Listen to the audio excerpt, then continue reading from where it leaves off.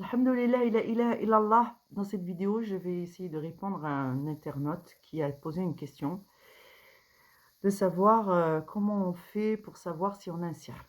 Comment on fait pour savoir si on est possédé, comment on fait pour savoir si on a quelque chose. Eh bien, il n'y a pas 12 000 options pour savoir si vous avez quelque chose. Si vous avez quelque chose, si vous avez un doute, voilà, à partir du moment où vous avez un doute, faites une ruqya. Souvent, faire une ruqya, une fois, on n'est pas convaincu qu'il y a un problème. Le doute de la personne va euh, atténuer l'effet de la ruqya. Quand vous faites une ruqya, mettez dans l'intention de vous purifier.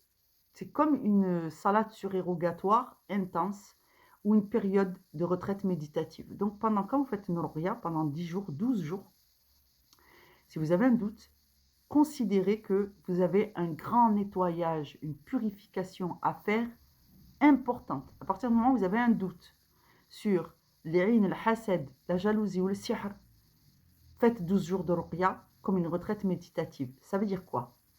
Ça veut dire que vous allez passer plus de temps en prière à lire le Coran qu'à regarder la télé. Vous allez consacrer plus de temps libre que d'habitude à l'apprentissage, l'acquisition des versets dont vous avez besoin, à coraniser de l'eau et à faire des salats surérogatoires après vos prières, à écouter des ruqya, à écouter Surat al-Baqarah avec concentration, le plus de concentration, boire de l'eau coranisée. Et déjà, alhamdoulilah, vous avez déjà une excellente base ici pour la ruqya. Invocation de protection, invocation de guérison et des invocations pour demander à Allah de vous montrer s'il y a un problème, de vous purifier, de vous rapprocher de lui, de vous pardonner vos fautes, de vous montrer la vérité, de vous enseigner. Toutes ces invocations sont indispensables quand vous faites la ruqya. Il faut pour cela aussi avoir créé des moments où vous allez lire le Coran, lire le livre en toute vérité, dans la langue que vous comprenez, d'intégrer la nature des commandements. C'est-à-dire, pour ça, il faut le lire dans votre langue, celle que vous comprenez. Donc, méditer le Coran, lire le Coran, et puis lire de façon fluide. C'est-à-dire, si vous ne connaissez pas le verset de Moïse, lisez-le. Les versets de la ruqya, vous les lisez en français, et vous les lisez plusieurs fois. Je le lis une fois, je le lis deux fois, je le lis trois fois, je le lis quatre fois, je le lis cinq fois, c'est ça la ruqya. Et à chaque fois, vous allez prendre plus conscience de ce qui est dit, du pouvoir d'Allah, du fait que ce qu'Allah enseigne à Moïse est une vérité qui perdure. Il y a aussi le fait que l'histoire que vit Moïse, le contexte, c'est ça, mais dans le fond, nous le vivons tous. C'est-à-dire que quand on se retrouve dans un jihad à faire contre les Sahara ou pour se purifier d'un aïn qui nous est arrivé, c'est un jihad. Et quand Allah dit quand Moussa dit, ses ennemis lui disent, nous jetons les premiers le bâton, et ils veulent faire je ne vais pas dire une battle parce que vraiment, on va dire celle-là, elle prend sa religion à la légère, mais pas du tout. Ils sont en rivalité, hein, et ils disent à Moïse, vas-y, montre-nous les miracles dont tu es venu avec Allah, prouve-nous que tu es un messager, c'est grave. Et le prophète d'Allah, c'est Allah qui lui révèle. Il lui dit, ne jette pas le premier. Pourquoi? Parce que cette règle, c'est celle-ci. C'est toujours les ennemis d'Allah qui commencent. C'est toujours les ennemis d'Allah qui, par leur désobéissance, engagent euh, un affrontement. Or, le serviteur d'Allah, lui, il est toujours dans le consensus. Il est toujours dans le fait de réconcilier les gens. S'ils sont croyants, en réalité, ils voient le bien de se réconcilier. Et quand bien même ils sont amers, ils vont prendre patience. Mais les ennemis ta'akum, ils vont yalqaw. Donc, dans ce verset, c'est qui est très puissant, il faut prendre la mesure des choses. Falamma alqaw, d'accord Et lorsqu'ils jetèrent, c'est toujours les mécréants qui commencent les problèmes, de par leur désobéissance. Or, les croyants, ils essayent, eux, toujours de rester dans l'obéissance d'Allah, quand bien même la réponse qu'Allah leur donne ne leur plaît pas. Tu vois? Donc, quand vous lisez ces versets, prenez la mesure vraiment de la grandeur de l'islam, de la grandeur de la sagesse d'Allah dans ses paroles et du commandement qui est aussi destiné à vous. Donc, vous vous mettez en position de serviteur élu parce que vous avez reçu la connaissance. C'est ça, en fait, qui fait des musulmans un peuple élu, c'est qu'ils ont la connaissance, ils en sont gardiens et ils doivent aussi la comprendre, prendre la mesure de comment on applique le Coran, comment on donne de la force. Ce qui manque comme force à la parole de Dieu, c'est votre adhésion dans votre vie. Parce que la parole de Dieu, même sans lui-même pour la porter, elle est puissante. Mais si vous voulez qu'elle ait une portée puissante dans vos vies, vous devez vous-même investir de tout votre être, toute la force qu'il faut pour soutenir ces paroles. Et ces paroles vous soutiendront à la même hauteur. Donc c'est de l'énergie. Plus vous mettez de l'énergie, de l'investissement dans ce que vous lisez du Coran, de la conviction, de la compréhension, et vous voyez la portée de l'œuvre de Dieu, et plus la parole de Dieu devient puissante en votre faveur. Donc, vous vous alignez au pouvoir, c'est ça le pouvoir, vous vous alignez au pouvoir d'Allah. Or, vous n'êtes pas décisionnaire de si Allah va châtier, pas châtier, vous montrer, pas vous montrer. Mais par votre adhésion, vous obtiendrez plus le soutien d'Allah que si vous n'adhérez pas au niveau qu'Allah vous demande. Donc la ruqya, c'est d'abord et avant tout un nettoyage de son âme et de faire grandir son âme et de lutter contre son nefs. Alors tout ça, ça va vous demander un effort. L'effort, c'est investir l'effort que vous faites quand vous faites une ruqya. Vous répondez à l'appel d'Allah. Allah dit dans le livre, ceux qui investissent de leur personne dans le sentier d'Allah, de leurs biens, de leurs richesses, et ainsi de suite. Quand vous faites un effort qui vous demande, donc c'est un effort, donc ça veut dire que ce n'est pas dans vos habitudes, donc il y a une fatigabilité qui va s'installer quand vous faites quelque chose de nouveau dont vous n'avez pas l'habitude. Eh bien c'est là qu'on se rend compte que on n'est pas à la hauteur de ce qu'on devrait être. Donc il y a un effort, ça vous fatigue, allez jusqu'au point de fatigue, dépassez votre zone de confort et Allah acceptera vos efforts. Prenez cette habitude en islam, en pratique, en lecture, en prière, de dépasser votre seuil de fatigabilité. C'est pour ça qu'Allah va vous récompenser. Et c'est comme ça que vous allez devenir familier avec l'effort dû dans le sentier d'Allah. Là, je ne vous demande pas de faire des choses de folie. Par exemple, vous vous levez pour le Fajr. Vous avez vos horaires. Eh bien, vous faites 2 prières de plus 2 prières de plus, avant bien sûr Shoroq. Et quand vous avez dépasse Shoroq, vous faites le Sobh, vous faites le Fajr. Enfin, vous êtes obligé, vous n'êtes pas obligé, mais en fait, vous faites comme vous voulez. Mais quand arrive la prière, quand arrive le se lève le matin, vous faites des prières, vous pouvez rajouter 1, 2, 3. Vous pouvez même vous lever plus tôt. Si vous vous levez à 5 heures du matin, levez-vous à 3 heures du matin, faites vos ablutions, acquittez-vous soit de faire du tasbih, c'est-à-dire de répéter. Bismillah ar-Rahman ar-Rahim, alhamdulillah, la ilaha illallah, wahdahu la sharika lah, subhanallah, la ilaha illallah, alhamdulillah, Allahu Akbar, subhanallah, alhamdulillah, la ilaha illallah, Allahu Akbar, en prenant vraiment conscience de ce que vous dites, de la grandeur d'Allah, l'impact et le pouvoir de ces mots, ce qu'ils décrivent d'extraordinaire, parce que c'est la nature d'Allah.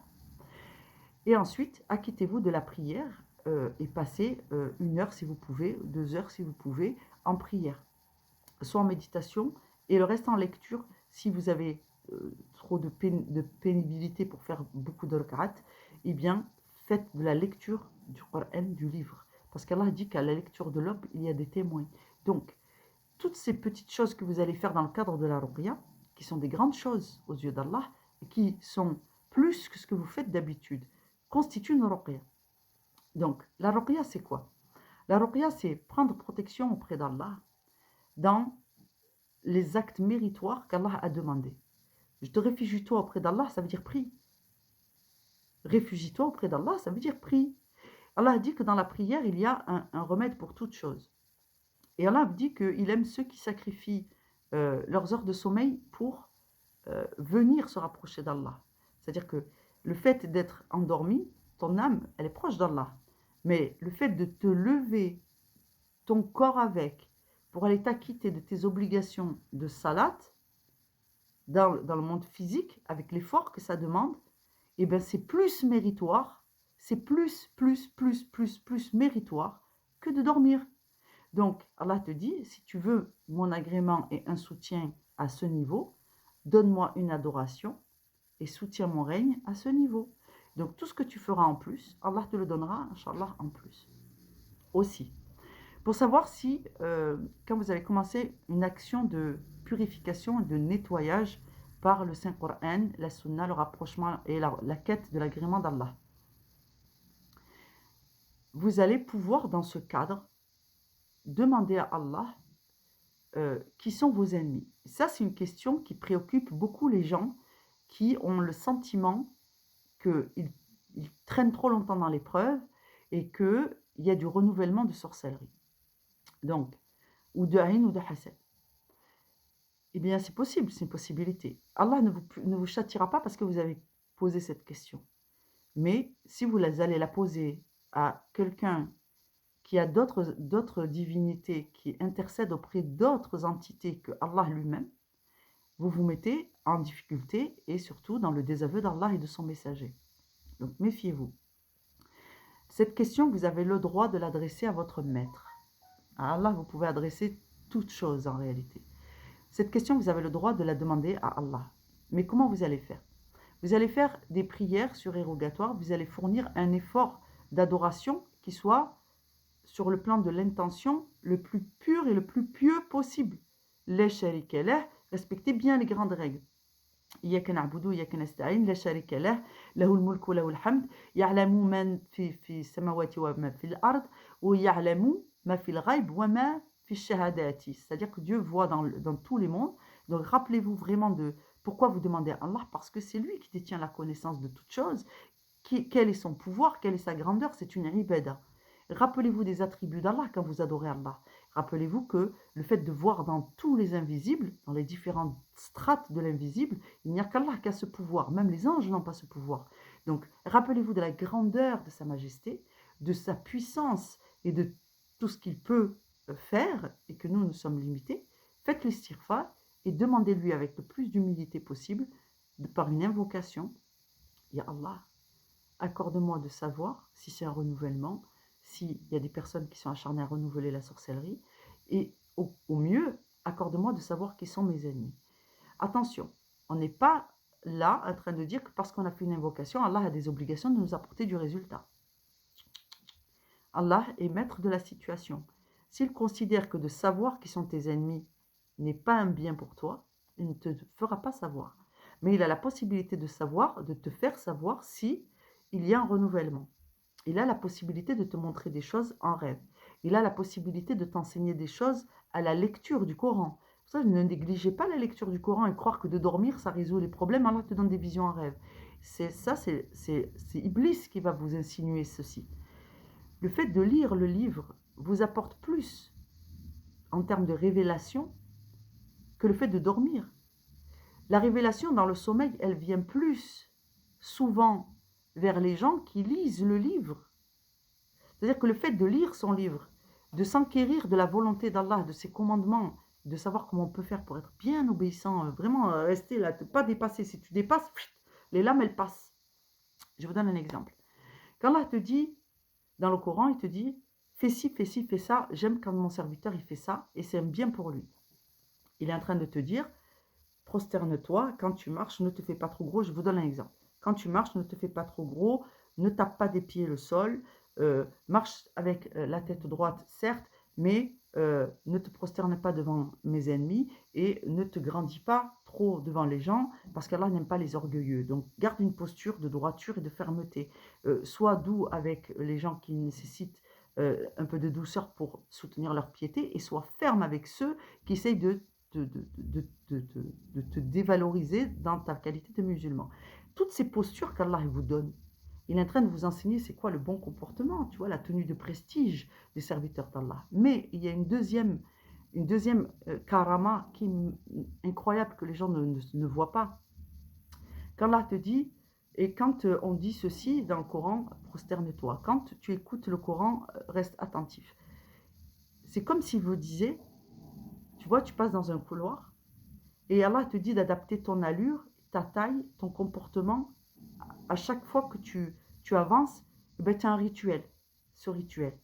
Et bien, vous voyez, imaginez que vous êtes musulman, vous appliquez les lois d'Allah. Vous avez votre rituel. d'adoration d'Allah.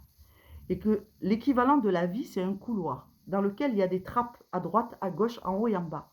Et te dit, à cet endroit, arrête-toi pour prier. Tu t'arrêtes, tu pries dans le couloir, et en fait, juste devant, à une seconde près, si tu t'étais pas arrêté, tu tombais dans la trappe qui allait s'ouvrir. Pourquoi? Parce que tu t'es arrêté pour faire la prière. Quand tu t'arrêtes pour faire la prière à l'heure qu'Allah t'a dit arrête-toi de faire la prière, il y a un danger qui vient d'être évité. Ensuite, il te dit ne t'attarde pas. Fais le salam, alhamdoulilah, sors de la prière sans complexe et alhamdoulilah, garde en conscience Allah, sa majesté et avance.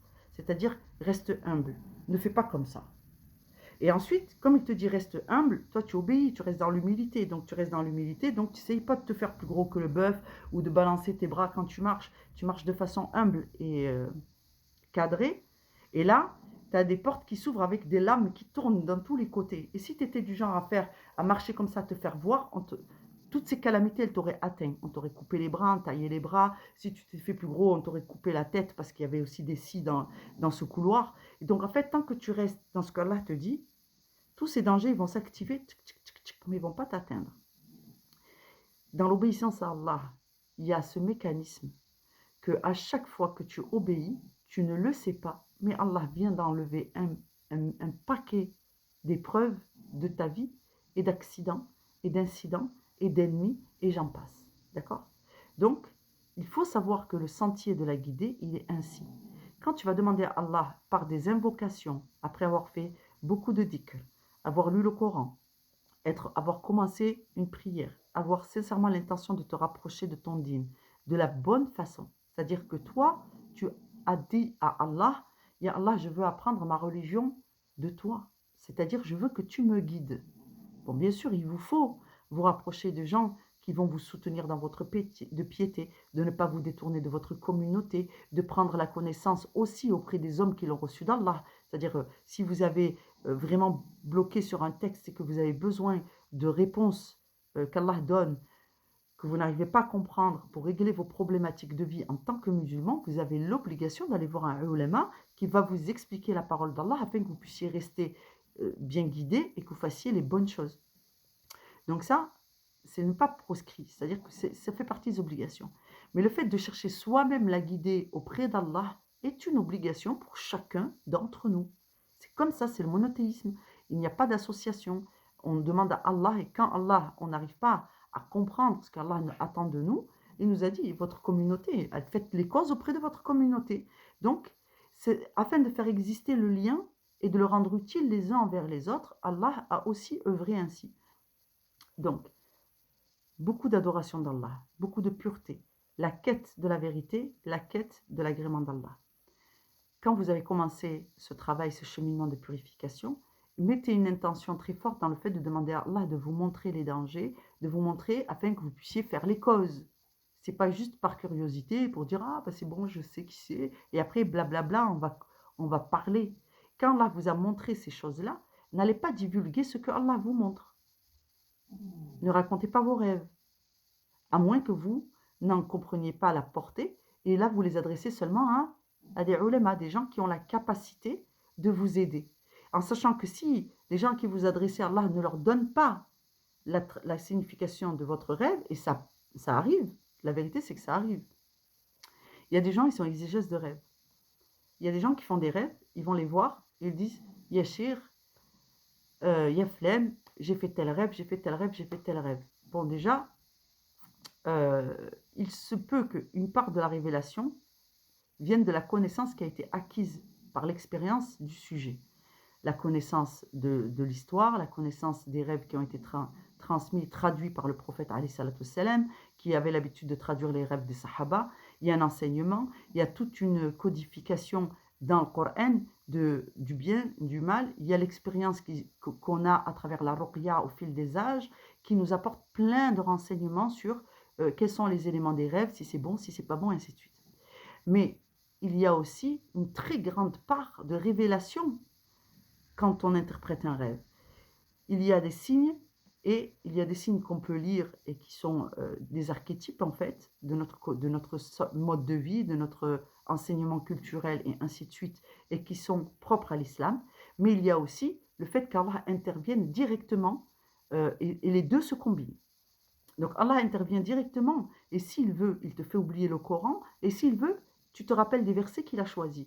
Et bien, quand on fait de l'exégèse de rêve, Allah peut décider que tu ne sauras qu'une partie du rêve ou tu ne sauras que ce qui est connu de ton expérience et je ne te donnerai pas la transcription, la vraie compréhension, c'est-à-dire la part de révélation de ce rêve. Allah ne l'enseignera pas. Parce que c'est Dieu qui choisit les délais. Peut-être qu'à ce moment de ta vie, Allah t'a donné ce rêve pour que tu te questionnes et que tu continues dans ta quête, mais que s'il te donnait la réponse, tu cesserais ta quête. Donc Allah est sage, il faut lui faire confiance. Donc les gens qui pensent que Allah a l'obligation de tout vous donner tout de suite, détrompez-vous. Allah gère les affaires, il faut lui faire confiance. Après, une fois que vous avez fait tout ça, vous avez fait beaucoup de dhikr, beaucoup de shukr, ajoutez la Fatiha. Profitez de la Fatiha qui est une immense miséricorde. Vous avez dit beaucoup du bien d'Allah. Vous avez beaucoup appris du livre d'Allah. Vous avez reconnu les commandements que vous pouvez améliorer dans votre pratique. Vous avez commencé à fournir des efforts supplémentaires par rapport à ce que vous aviez comme pratique. Vous êtes désormais autorisé à faire la demande parce que vous avez bien honoré votre maître. Vous avez désormais le droit et l'autorisation, et même le devoir de demander à Allah de vous enseigner sur qui sont vos ennemis, quelle est la procédure, quelles sont les causes que vous pouvez faire, et ainsi de suite. Vous profiterez de la Fatiha, et vous allez réciter la Fatiha, et dans la Fatiha, dans votre intention, tout en prenant conscience de la puissance des mots que vous prononcez, demandez, Ya Allah, montre-moi ce que j'ai besoin de savoir pour pouvoir faire les bonnes causes dans ton sentier dont tu sois satisfait. Faites cette invocation, ainsi Allah vous montrera soit la personne, si ce n'est pas bénéfique pour vous, il ne vous montrera pas la personne, il vous montrera le sihr. Si ce n'est pas bénéfique de savoir le sihr, il vous montrera ce qu'il y a à savoir pour que vous soyez bien guidés et que vous gardiez confiance. Maintenant, Allahu A'lam, si il va répondre à votre demande. Il faut être patient, parce que ceux qui pensent, ceux qui veulent tout avoir dans la minute, ceux-là, l'islam n'est pas fait pour eux. L'islam est fait pour les personnes patientes, endurantes, parce que Allah vous a enjoint la patience, c'est un commandement. Donc, soyez obéissants de ce côté-là, prenez patience, Inch'Allah, parce que tout le temps que vous allez adorer Allah pour obtenir vos réponses, c'est du temps gagné. C'est du temps gagné dans ce monde. D'accord? Parce que quand vous n'obéissez pas, vous n'adorez pas Allah, eh bien c'est du temps perdu. Vous voyez, aller passer 2 heures au cinéma, c'est du divertissement, mais en réalité, c'est aussi du temps perdu en termes d'adoration. À moins que tout ce que vous regardez, tout ce que vous le faites sous le prisme de Allah. Par exemple, moi, quand je vais au cinéma, je regarde un film, je suis en train d'utiliser ma grille de lecture de musulmans et ma grille de lecture de non-musulmans, c'est-à-dire je comprends le mode de vie, je comprends je comprends l'époque, je la comprends, mais je n'adhère pas. Je comprends l'islam et j'adhère. Donc quand je vais au cinéma, si je vais au cinéma, ça peut m'arriver d'être obligé d'aller au cinéma dans le cadre de mon travail. Et si je vois un film, je vais le lire avec les 2 grilles de lecture. Je dis, ah, ça c'est ce qui est validé dans la bien-pensance des gens qui pensent être les bonnes personnes de mon époque. Et en réalité, avec la grille de lecture d'Allah, là, ça c'est du shirk, là, ça c'est du haram, là, c'est une grosse désobéissance. Yastaghfiruka ya Rabbi, ils sont en train d'éduquer nos enfants comme ça. La hawla wa la quwwata illa billah. Ça, il faut essayer de changer ce comportement. Ça, c'est pas une bonne chose. Ça, Allah n'a pas validé, et ainsi de suite. Donc, vous voyez, tout au long de ta vie, à être observateur et un bon analyste, c'est de dire, ah d'accord, ça c'est la porte d'entrée d'Iblis dans ma maison. Si j'accepte de valider ça que j'ai vu dans ce film pour pouvoir suivre la suite du film, pour comprendre, je viens, sans m'en rendre compte, de valider, subhanallah, sur le plan des émotions, quelque chose qu'Allah a interdit. Et donc, pendant toute ma séance, je serai en analyse. Ça, si tu as cette obligation de te retrouver dans des situations comme celle-là, mais que tu deviens un analyste afin de comprendre les problématiques de notre époque et comment les gens se fourvoient sans faire exprès, et ainsi de suite, alors là, tu es dans l'adoration d'Allah.